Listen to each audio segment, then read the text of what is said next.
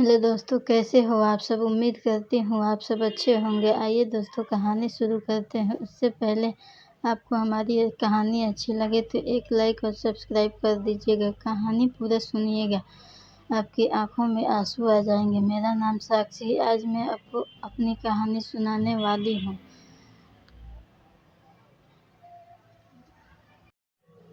मेरे पति संजय ने अपनी ज़िंदगी में बहुत बहुत मेहनत की है। वे ज़्यादा पढ़े लिखे नहीं थे, इसलिए हमेशा मेहनत और मजदूरी का काम ही उन्हें मिला और घर चलाने के लिए उन्होंने यही किया। हमारे 2 बच्चे हैं। बेटा 11 साल का है और मेरी बड़ी बेटी 17 साल की है।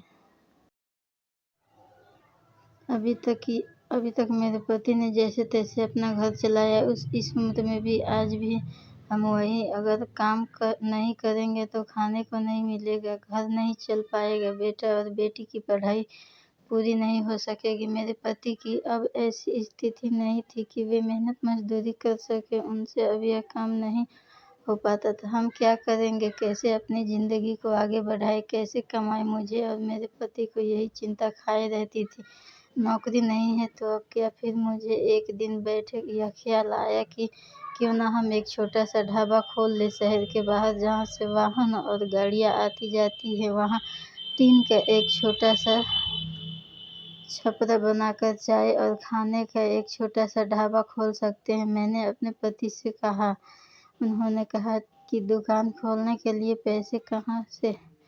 टीन का छपरा लगाने के लिए बस उसके लिए पैसे लगेंगे, बाकी सारा खाना बनाने का सामान हम घर से ले जा सकेंगे, ताकि हम अपना छोटा सा ढाबा शुरू कर सके। उनके मन में अभी तक संकोच था कि वो बार बार मना कर रहे थे, लेकिन मैंने कहा हम एक बार कोशिश करते हैं और ज़्यादा कुछ नहीं लगेगा। कुछ दिनों तक मानने के बाद वो मान गए और हमने एक छोटा सा ढाबा पहले दिन में, और मेरे पति वहाँ अपने ढाबे पर बैठे थे, लेकिन खास लोग नहीं आए। ढाबा छोटा और ऊपर से खाने वाले भी पहले दिन से अपने ढाबे फिक्स किए होते हैं, उन्हें कहाँ रुकना और खाना है। हमारा पहला दिन निराश भरा था। कुछ दिन ऐसे ही गए, कोई इक्का दुक्का लोग चाय पीने आया करते थे, लेकिन इतना नहीं होता था कि हम उससे अपना घर चला सके। उन्हें एक काम मिला जहाँ पैसे कम थे लेकिन कम मजदूरी थी। उन्होंने वो कर लिया, लेकिन मैंने ढाबे पर जाना नहीं छोड़ा। अब मैं अपने बेटे और बेटी के साथ वहाँ जाने लगी। हमने हिम्मत नहीं हारी और धीरे धीरे कुछ लोग हमारे यहाँ आने लगे। 1 महीने में ग्राहक और भी ज़्यादा आने लगे। कोशिश अब हमारे यहाँ रुकने लगे थे। उन्हें घर जैसा खाना मिल रहा था, इसीलिए हमारे छोटा सा ढाबा चल निकला। मेरे पति जितना कमाते उससे ज़्यादा अब हम ढाबे से कमाई होने लगी थी। देखते ही देखते हमने जो छोटा सा ढाबा खोला था उससे हमारी आर्थिक स्थिति में बहुत सुधार हो गया। जो कर्जा लिया था वो भी उतर गया। हमें एक नई उम्मीद मिल गई कि सब कुछ अच्छा चल रहा था। ढाबे को खोले 6 महीने हो गए थे। हमारे चेहरे पर रंगत आ गई थी, लेकिन फिर कुछ ऐसा हुआ जिसके बारे में मैंने कभी सोचा भी नहीं था। एक दिन घर से जब हम लोग ढाबे के लिए जा रहे थे, तब मेरे पति कहते हैं आज से ढाबा बंद, कोई भी अब वहाँ नहीं जाएगा। यह कहते वक्त वो बड़े गुस्से में थे। ऐसा गुस्सा मैंने उनके चेहरे पर आज तक नहीं देखा। मैंने बोला, क्या हुआ, क्या बोल रहे हैं? इतना कहते हैं, अच्छा हमारा ढाबा चल रहा है, आपको क्या हो गया आज? वो बोले, मैंने कहा ना, कोई भी नहीं जाएगा वहाँ अब, न तू न तेरी बेटी। मैंने बोला, आप शांत हो जाइए, आपकी तबीयत ठीक नहीं है, आप आराम करें, हम लोग इस बारे में बात करते हैं। वो और ज़्यादा गुस्सा हो गए। कहा कि कोई बात नहीं करनी है, मैं जितना कमाता हूँ उतने से घर चलेगा, तू अब वहाँ नहीं जाएगी। मेरे पति का ऐसा रूप मैंने पहले कभी नहीं देखा। उस दिन मैं ढाबे पर नहीं गई, लेकिन जब वो शाम को आए तो उनका मुंह उतरा हुआ था। मैंने सही समय देखकर उनसे बात की, पूछा, क्या हुआ, आपको ऐसा क्यों बोल रहे हैं? वो बोले कि मेरा मुंह मत खुलवा, मैं सब जानता हूँ कि तू क्या कर रही है। मेरे साथ इतने दिनों तक वहाँ रहा, तब वहाँ कोई नहीं आता था और मेरे जाते ही ढाबा चलने लगा। आखिर ऐसा भी क्या हो गया? मेरे तो होश ही उड़ गए। वो क्या बोलना चाहते थे मैं समझ गई। ऐसी बात और शादी के इतने दिनों बाद उनके मुँह से सुनकर मुझे यकीन नहीं हो रहा था कि यह मेरे ही पति हैं।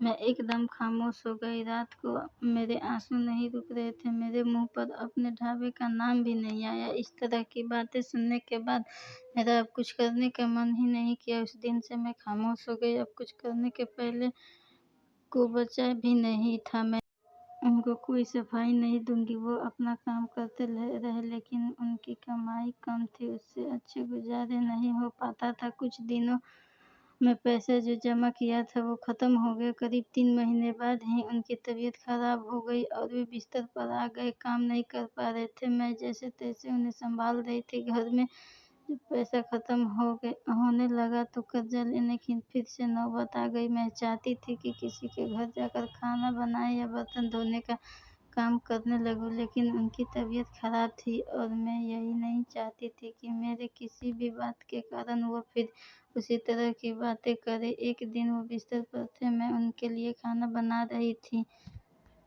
तब उन्होंने मुझे बुलाया और बोला कि मैं जानता हूँ बात तुम्हें बहुत परेशान कर रही है, लेकिन तुम्हें लग भी रही होगा को मैं तुम्हें यह कैसे बोल सकता हूँ, लेकिन वो शब्द और बातें मेरी नहीं थी। मेरे कानों में ऐसी बात आई थी, अपनी रिश्तेदारी और परिचित में ऐसी बातें हो रही थी। मैंने अपनी बीवी और बेटी को अकेले वहाँ छोड़ दिया। उन्हें देख लोग रुकते हैं जिससे कमाई हो रही है। इस तरह की बातें मैं बर्दाश्त नहीं कर सकता। 2 रोटी कम खा लेंगे, लेकिन यह सब सुनना था। समाज, यहाँ के लोग, खासकर आपके परिचित और रिश्तेदार आपको आगे बढ़ता देख बहुत कुछ कहने लगे, लेकिन लोग इस हद तक गिर जाएंगे मुझे इसका पता नहीं था। और मेरे पति भी उनकी बातों में आ गए थे।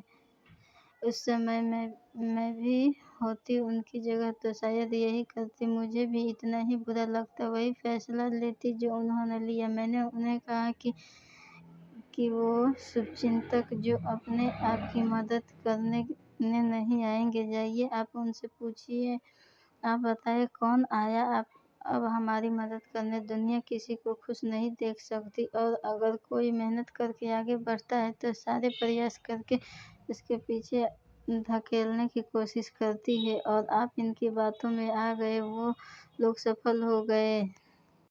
अब अगर हम भूख से भी मर जाएंगे तो उन्हें बातें मिल जाएंगी। वो लोग कुछ समय तक बोलते, अगर हमें कोई फर्क नहीं पड़ता तो वो थक कर हार मान लेते। वो पीठ पीछे ही इस तरह की बकवास कर सकते हैं, सामने आने की तो उसमें हिम्मत भी नहीं है। उस दिन मेरे पति की आंखें खुल गई। उन्होंने कहा कि तुम सच बोल रही हो। मैं ही पागल था, लोगों की सफाई देने और उनके आगे अच्छा बनने में अपना नुकसान कर बैठा। जब हम गलत नहीं हैं तो हमें सफाई क्यों देना, क्यों डरना। मुझे माफ़ कर दो, हमें नहीं उन्हें बदलना होगा अपनी सोच, और अगर नहीं बदले तो हमें क्या, हमें कौन सा फ़र्क पड़ेगा। क्या अब हम फिर से कुछ कर सकते हैं। मैंने कहा कभी भी देर नहीं होती है, अब हम फिर से कर सकते हैं। मेरे पति बोले मैं भी अगर तुम्हारा साथ दूंगा, अगर तुम चाहो तो। मैंने हाँ कहा और फिर एक बार कोशिश की। थोड़ी मुश्किल हुई, लेकिन धीरे